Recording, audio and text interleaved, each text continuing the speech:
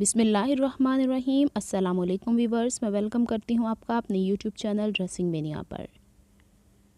आज मैं आपको 10 कलियों वाली फॉर्मल फ़्रॉक की कटिंग और स्टिचिंग सिखाने जा रही हूँ। इससे पहले ये ट्राउज़र की कटिंग और इसकी स्टिचिंग मैं अपने चैनल पर शेयर कर चुकी हूँ। आपकी सहूलत के लिए जो मेजरमेंट्स, जो डिटेल्स कपड़े के मुतालिक होंगी, उसको मैंने स्क्रीन के ऊपर टेक्स्ट की सूरत में लिख दिया है। उम्मीद है अब आपको समझने में कोई परेशानी नहीं होगी।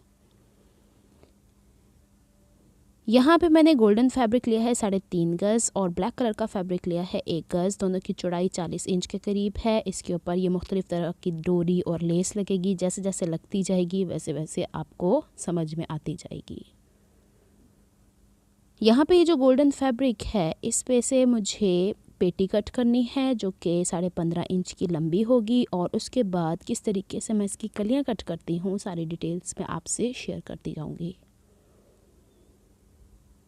सबसे पहले मैं आपको ये मेजरमेंट बता दूं कि जो नाप के लिए मेरे पास शर्ट आई है, जो मेरे पास पेटी है, वो सीम अलाउंस के साथ यानी सिलाई के मार्जिन के साथ लंबाई 15.5 इंच रखूँगी।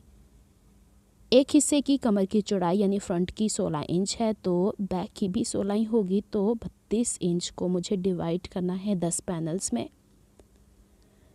तो मेरे पास 3.2 या 3.2 इंच आता है। उसमें सिलाई का मार्जिन रखने के बाद कली ऊपर से 4 इंच चौड़ी और नीचे से 10 इंच चौड़ी रखूँगी।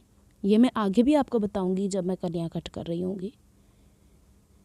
यहाँ पे ये फ़्रॉक जो मुझे दी गई है, इसका फ्लेयर इतना ज़्यादा नहीं है। इसके बैक के ऊपर पल्टा लगेगा। किस तरीके से मैं काम करूँगी सारा कुछ मैं आपको बताने जाऊँगी।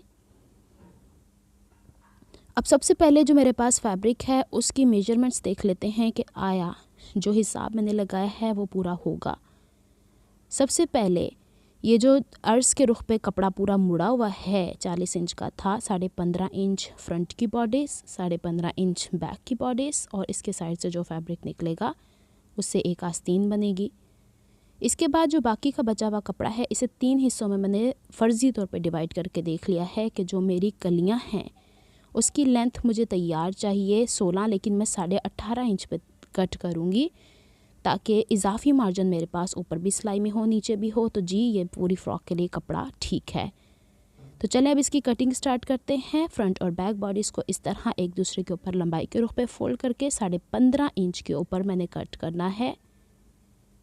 अब इस कपड़े को पूरा खोल लेंगे और इस पे मैंने चौड़ाई इस हिसाब से लगानी है कि हमारी फ़्रॉक की बॉडीज़ की सबसे चौड़ी जो मेजरमेंट होती है वो चेस्ट फिटिंग होती है। मेरे केस में वो 19 है। उसमें मैं 3 इंच एक्स्ट्रा ऐड करूँगी, 1.5 इंच दाएँ 1.5 इंच बाएँ सिलाई का मार्जिन जो जाता है उसे रखने समेत। तो अब टोटल हो गया 22 इंच। अब ये जो फैब्रिक मेरे पास आया है इसे पहले अच्छे से आयरन करना है। इसे मैं साथ साथ कुछ वीडियोज़ में आपको आयरन करके और फोल्ड करके भी बताती चली जाऊंगी कि ख़ासकर जो बिगनर्स होते हैं उनके लिए इश्यूज़ होते हैं कि बाज़ुकात पूरा कपड़ा एक सूट का होता है, उसे मैनेज कैसे किया जाए। तो मैं आयरन करने का भी तरीका बता रही हूँ। सारी सिलवटें इसके निकाल के पहले इसे चौड़ाई के रुख पे फ़ोल्ड करके इसकी क्रीज़ लाइन बिठानी है और फिर इसे लंबाई के रुख पे फ़ोल्ड करके बिछा लेना है। तब हम इसके ऊपर बॉडीज़ के मार्क्स लगाएंगे। उम्मीद है आपको यहाँ तक समझ आ गई होगी। अब जो ओपन हिस्सा है वो ऊपर की तरफ शोल्डर की तरफ चला जाएगा और जो ये फोल्डेड हिस्सा है ये हमारा कमर का है। Shoulder 7.25 inch, arm hole 7.25 inch मैं पहले बता चुकी हूँ, स्क्रीन के ऊपर मैं मेंशन कर चुकी हूँ। इसके बाद तैयार गला मेरे पास आएगा 4 इंच। मैंने फ़िलहाल 4 इंच ही मार्क किया है, लेकिन जब कटिंग करूँगी तब मैं आपको बता दूँगी। Shoulder slope 1 inch, shoulder slope draw कर देंगे। फ्रंट और बैक आर्म होल की शेप दे देंगे। ये मैं बारहा आपको सिखा चुकी हूँ, इसलिए मैंने थोड़ा थोड़ा आपको जस्ट वर्बली बताया है ताकि आपको पता चल जाए कि मीडियम साइज़ का क्या हिसाब किताब है। चेस्ट फिटिंग 9 इंच और कमर की फिटिंग 8 इंच पे रखूँगी। और चेस्ट फिटिंग और कमर की फिटिंग के बाहर 1.5 इंच मैंने एक्स्ट्रा मार्जिन लेना है ताकि कभी लूज़ फिटिंग करनी हो तो हम यहाँ से मार्जिन ले सकते हैं। ये देखिए ये सारी मेजरमेंट्स हैं जो मैंने मार्क की हैं और नीचे से फोल्डेड एज है, उसे कट कर लेंगे। अब हमने पहले बैक की फ़िटिंग के हिसाब से कटिंग करनी है बॉडीज़ की और नीचे से इसे सेपरेट कर देंगे ताकि फ्रंट और बैक हो। फिर बैक के हिस्से के ऊपर कमर के और चेस्ट फिटिंग के मार्क्स ट्रांसफ़र करने ज़रूरी हैं। फिर फ्रंट का हिस्सा सेपरेट करके आर्म होल की कटिंग कर लेंगे। अब बाजू की कटिंग मैंने आपको बताई कि जो हमारी बॉडीज़ थी, मुझे 21 इंच तैयार स्लीव चाहिए, तो बॉडीज़ के साइड से जो कपड़ा निकला है वो तो सिर्फ एक स्लीव का है। आपको याद होगा मैंने ट्राउज़र की कटिंग भी इसी फैब्रिक से की थी, तो उसके साइड से जो फ्रंट वाले हिस्से से कपड़ा निकलता है वो ज़्यादा चौड़ा होता है। और आपको याद होगा कि मैं हमेशा फोल्डेड एज एक तरफ रख देती हूँ ताकि एक्स्ट्रा मार्जिन निकलना हो तो वहाँ से एक पूरा कपड़ा निकल आए। तो मेरी दूसरी स्लीव वहाँ से निकल आई है। अब ये जो एक्स्ट्रा फैब्रिक बचे हैं ये गले वगैरह के ऊपर लगाने के काम आ जाएंगे।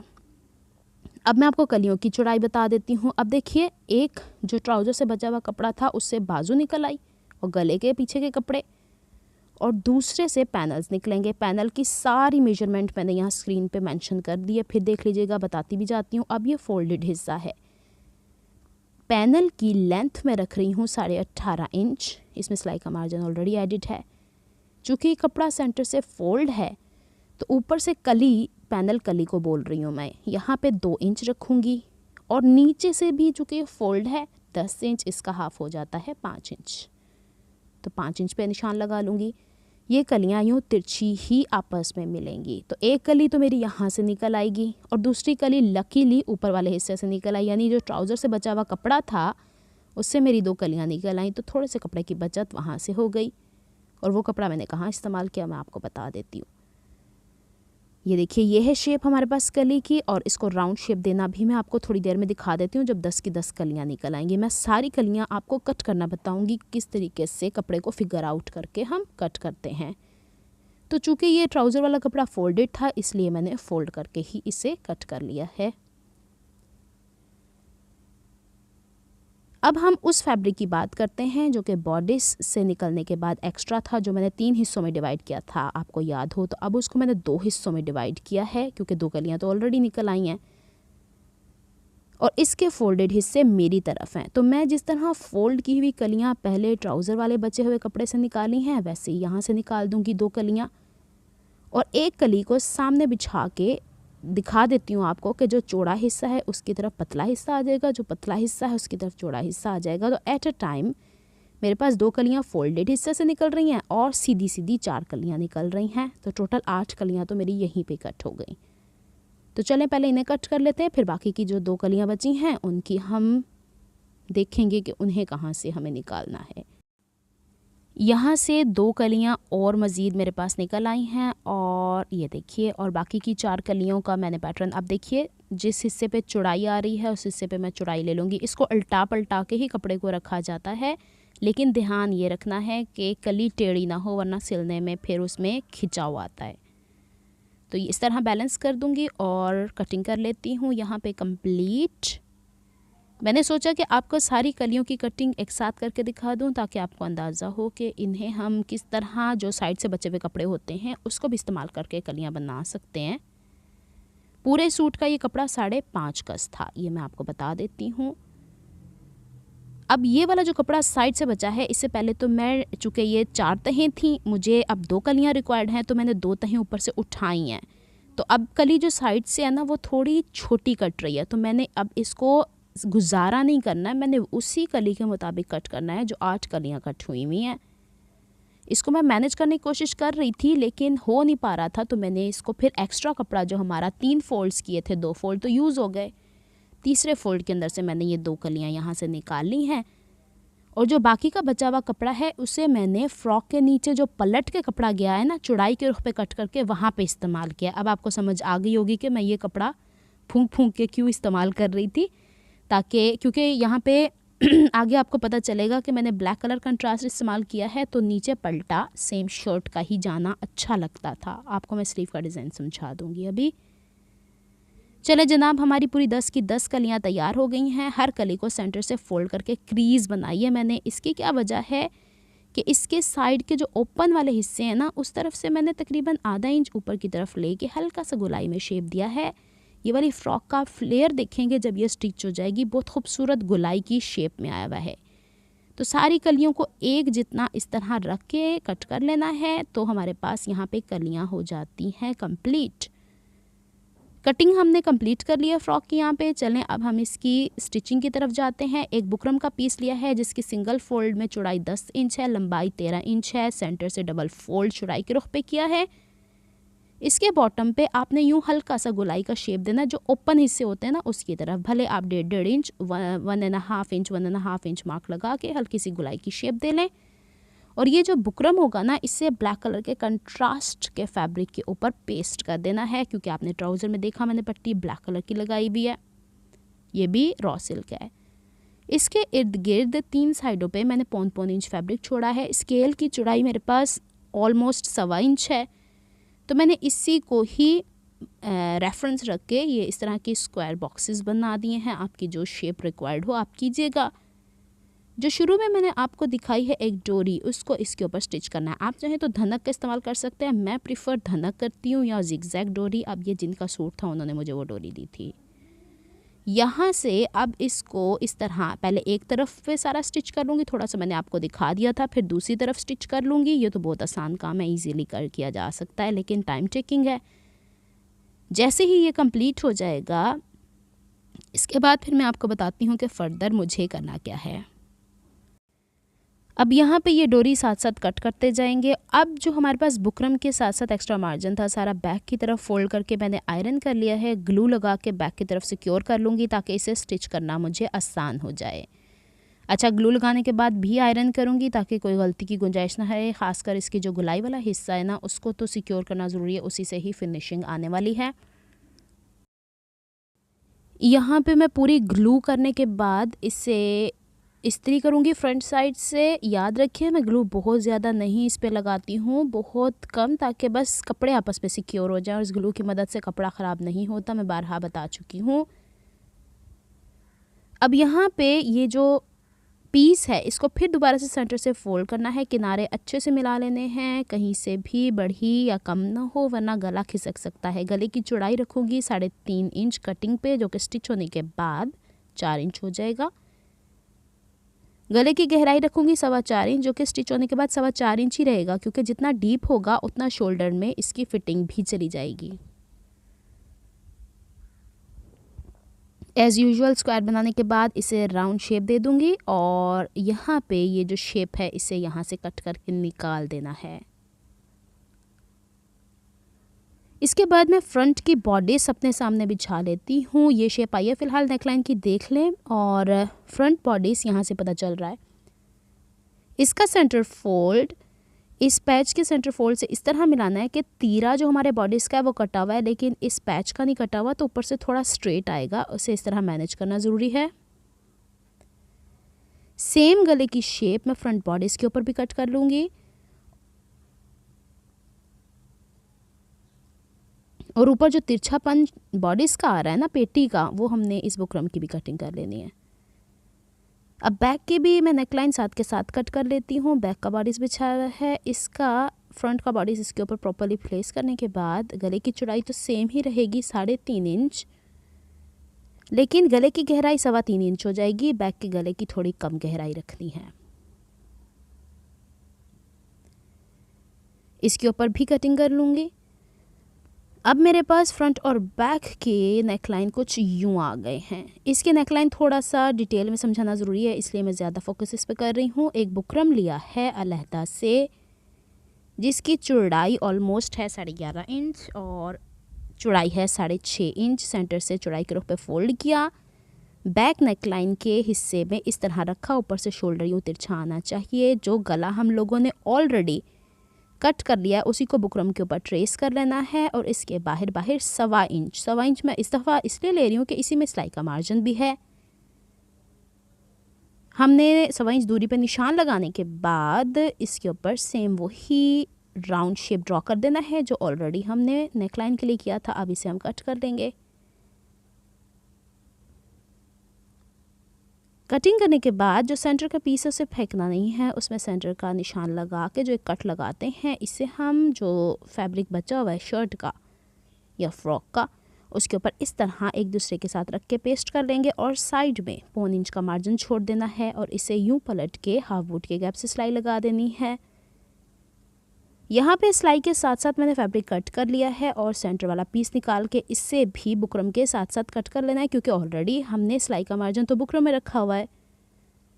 अब यहाँ पे ये देखिएगा कि जो बैक नेक लाइन है वो शर्ट की सीधी साइड से पलट के बैक की तरफ जाएगा। ये शर्ट की उल्टी साइड है, ये सीधी साइड यानी बैक के हिस्से की सीधी साइड है। इसके ऊपर एक जितने मार्जिन की सिलाई लगानी है। अब जो फ्रंट वाला बॉडीस है वो देखिएगा मैंने उल्टा अपनी तरफ रखा हुआ है। ये देखिए, आपको साइड की फिटिंग से पता चल रहा है। अब जो मेरा पैच बना हुआ है उसकी सीधी साइड बॉडीज़ के उल्टी साइड से मैच करेगी और उतने ही गैप से सिलाई लगानी है जिस गैप से हम लोगों ने बैक नेक लाइन की लगाई है। छोटे छोटे कट लगा लेने हैं और इसे यूं बैक की तरफ पलट के ये जो बुकरम नज़र आ रहा है ना बैक का, उस पर लब की सिलाई लगानी है, लेकिन फ्रंट के हिस्से को यूं पलट के शर्ट वाले हिस्से पे सिलाई लगानी है। उम्मीद है मैं आपको समझाने में कामयाब हो गई। अभी सिलाई लग जाएगी तो भी आप देख लीजिएगा। देखिए यहाँ पे बैक वाले हिस्से में बुकरम पे हुई है और इसे प्रॉपरली यूं बैक की तरफ पलट लेना है। इसका फ़ायदा ये होता है कि बुकरम है ना चूँकि सिलाई के हिस्से में भी, तो वो कटता नहीं है, आराम से प्रॉपर शेप गुलाई आ जाती है। और इस वाले हिस्से को थोड़ा सा फोल्ड करना दिक्कत वाला होगा, लेकिन नहीं, हम इसे कर लेंगे आराम से। और इसे प्रॉपरली आयरन कर लेना है अच्छे तरीके से, ताकि जो शर्ट का ब्राउन वाला हिस्सा या गोल्डन हिस्सा वो फ्रंट की तरफ ना आए। बस ये थोड़ा सा काम है। और जैसे ही ये कंप्लीट होता है हम बाद के नेक लाइन की देखते हैं। देखने में बड़ी इजी सी फ्रॉक है, लेकिन ये बड़ा टाइम टेकिंग है और बड़ा काम करने वाला है इस पर। अब ये हिस्सा सामने का पैच खिसके नहीं सिलाई करते हुए, तो डबल साइडेड टेप है आपके पास, नहीं है तो आप थोड़ा सा ग्लू लगा के इसे कर लें। मैं पिन्स इसलिए नहीं लगाती, पिन से ना ऊपर नीचे हो जाता है। तो ये वाली डबल साइडेड टेप मेरे पास हैंडी होती है, इसे मैं बैक की तरफ रख के इसके ऊपर पेस्ट कर लूँगी, तो फिर इसके किनारे मुझे सिलाई लगाना आसान हो जाएगी और ये खिसकेगी नहीं अपनी जगह से। अभी मैं आपको हिला जुला के भी दिखा देती हूँ कि ये अब प्रॉपर हो गया है। और ये देखिए इस तरीके से इसके साइड पे मैंने सिलाई लगा दी है। अब बारी आती है इसके ऊपर शीशा लेस लगाने की, जो डिमांड है जिनका ये ड्रेस है। अब ये शीशा लेस में पहला शीशा निकाल दूंगी, ये वाली डोरी को यूँ ट्विस्ट करूंगी और इसको मैं शोल्डर मार्जिन में लेके जाऊंगी। डायरेक्ट शीशा स्टिच नहीं करूंगी। जिस तरफ से आपको इजी लगता है उस तरफ से पकड़ें और इसको टांके लगाने शुरू कर देने हैं। गोल्डन कलर का थ्रेड लिया मैं, एक दो आपको टांके लगा के बता देती हूँ, बाकी मैं ऑफ द कैमरा कर लूँगी। ये देखिए पहले तो मैं अच्छा, ये शीशे का आधा हिस्सा आएगा ब्लैक कपड़े के ऊपर और आधा हिस्सा आएगा ब्राउन के ऊपर। वो सिलाई जो लगी वो भी छुप जाएगी। आप चाहें तो इसके नीचे दबा के वो जो समोसा लेस होती है वो भी लगा सकते हैं, यहाँ पे डिपेंड करता है। अच्छा जी, ये यहाँ पे ये हो गई है कंप्लीट स्टार्टिंग इसकी। अब जहाँ पे शीशे के साथ साथ डोरी ट्विस्ट हो रही है वहाँ पे एक एक टांका लगा के आगे बढ़ते जाना है। अच्छा, बेसिकली ये वाली लेस मैंने फ़र्स्ट टाइम अपनी इस्तेमाल की है, लेकिन मुझे शुरू से ही पता था कि मैं इसको नहीं पसंद कर सकती। इसकी वजह यह है कि इसके इर्द गिर्द लगी हुई तिल्ले की सिलाई। मैं आपको सच बता रही हूँ, तिल्ले के ऊपर आप इस्त्री जितनी ज़्यादा तेज़ गरम लगाते हैं ना, तिल्ला श्रिंक हो जाता है। तो अभी देखिएगा आपके सामने ये मैंने पूरी सिलाई लगा ली है टांके। अब तो ये खैर किसकी डिमांड थी तो मैंने कर दिया है। इसको बैक से आयरन किया, फ्रंट के ऊपर भी कपड़ा रख के मैंने प्रेस किया है, तो इसका जितना तिल्ला था ना सारा श्रिंक हो गया है। मुझे पर्सनली, हाँ आप पर्सनली तब तक लगा सकते हैं जब तक आप टांके लगा के इसे छोड़ दें, इसे प्रेस ना करें। जैसे ही आप इसे प्रेस करेंगे ये देखिए इसका ये हाल होगा जो हुआ है, थोड़ा थोड़ा कपड़ा खिंच गया है ना। तो मैंने देखा है कि अक्सर ड्रेसेस पे जहाँ जहाँ ये लगी है कपड़े में खिंचाव आता ही है, क्योंकि जब हम इसे आयरन करेंगे ग्लू और तिल्ला श्रिंक होगा। बेसिकली मैं पर्सनली मैं इस लेस के अगेंस्ट हूँ, सिंपल। बस इस फेवर में हूँ कि वो शीशे वाली कढ़ाई करवा ली जाए, दैट विल बी बेटर। चलें जी आगे चलते हैं। अब यहाँ पे फ्रंट और बैक के बॉडीज़ को जोड़ेंगे। इस तरह का गला बनाना मैं आपको बता चुकी हूँ। बैक के गले को यूँ पलट के फ्रंट की तरफ लेके जाएंगे, शोल्डर स्टिच कर लेंगे, साइड की फिटिंग कर लेंगे। बाजू थोड़े से बनाना मैं आपको बता दूँगी अभी। और देखें गले को पलटते कैसे हैं, इस तरीके से। ये वाला गला तो मैं बारहा आपको सिखा चुकी हूँ। जब आपको फिनिशिंग वाले ड्रेसेस चाहिए होते हैं ना बुटीक स्टाइल में, तो आपको यही नेक लाइन चाहिए होता है। अच्छा जनाब, अब इसको मैं तुरपाई कर लूँगी। अब बारी आती है बाजुओं की। बाजू कंप्लीट होगी तो हम नीचे फ्लेयर की तैयारी कर लेंगे। अब यहाँ पे जितना हिस्सा मुझे नीचे की तरफ मोड़ना है, यानी पलटा लगा के मैंने कोई आधा गज़ का कपड़ा ले लिया था, उस पर ज़ीरो का बुकरम पेस्ट करके 2-2 इंच की पट्टियाँ ये कट करके और स्क्वायर्स कट कर लिए थे। इससे पहले मैंने ट्रायंगल फोल्ड किया, फिर इस तरह, और ढेर सारी ट्रायंगल्स बनाई। अब ये ट्रायंगल का जितना हिस्सा आपको दिखाना है इस लाइन से ऊपर ऊपर रखते चले जाएंगे और इसके अंदर अंदर जो हमने क्रीज लाइन बिठाई ना उसके अंदर अंदर सिलाई लगाएंगे, लेकिन ट्रायंगल के अंदर ट्रायंगल इस तरह रख के सिलाई लगानी है ताकि इसका ये वाला हिस्सा हमें ऊपर से नज़र आए। अभी इसकी पूरी, अच्छा मैंने यहाँ पे जितनी बाजू की चौड़ाई थी ना जस्ट 8 इंच, उतने में ही ट्रायंगल लगाए हैं। ज़्यादा लगा के क्या करना है, वो साइड पे फिर अच्छी फिनिशिंग नहीं आती है। अब मैंने तकरीबन 2 इंच चौड़ी पट्टी ली है, 1/2 इंच चौड़ा फैब्रिक फोल्ड करके साइड से, और इसके ऊपर लब की सिलाई लगा देनी है। और इसको आप चाहें तो ट्रायंगल और पट्टी एक साथ भी कर सकते थे, लेकिन मैंने सिखाने के लिए ऐसा किया है, ठीक है। इसको अब जैसे पलटा फोल्ड करते हैं वैसे अच्छे से इसे प्रॉपरली आयरन कर लेंगे, बैक की तरफ इसका फैब्रिक फोल्ड करके, और चाहे तो तुरपाई कर लें चाहे तो सिलाई कर लें। मैंने यहाँ पे सिलाई को प्रेफर किया है क्योंकि बाजू में बार बार हाथ डालते हुए ना तुरपाई कहीं ना कहीं से खिंच जाती है।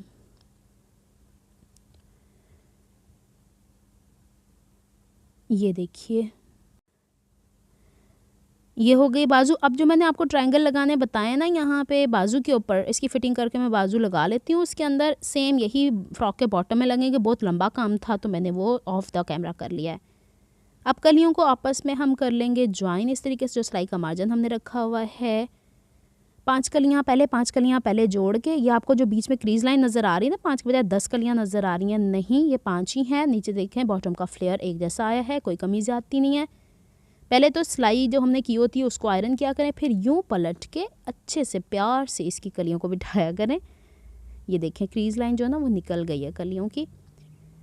अब जब मैं ये 5-5 कलियाँ बनाई थी, फिर इन्हें आपस में पहले आयरन करके ओवरलॉक कर लिया था, फिर मैंने 5-5 कलियों को जोड़ कर पूरा एक फ्लेयर तैयार कर लिया। इसके बॉटम पे वही ट्रायंगल लगा लिए जो मैंने आपको बाजू पे लगाने बताए थे।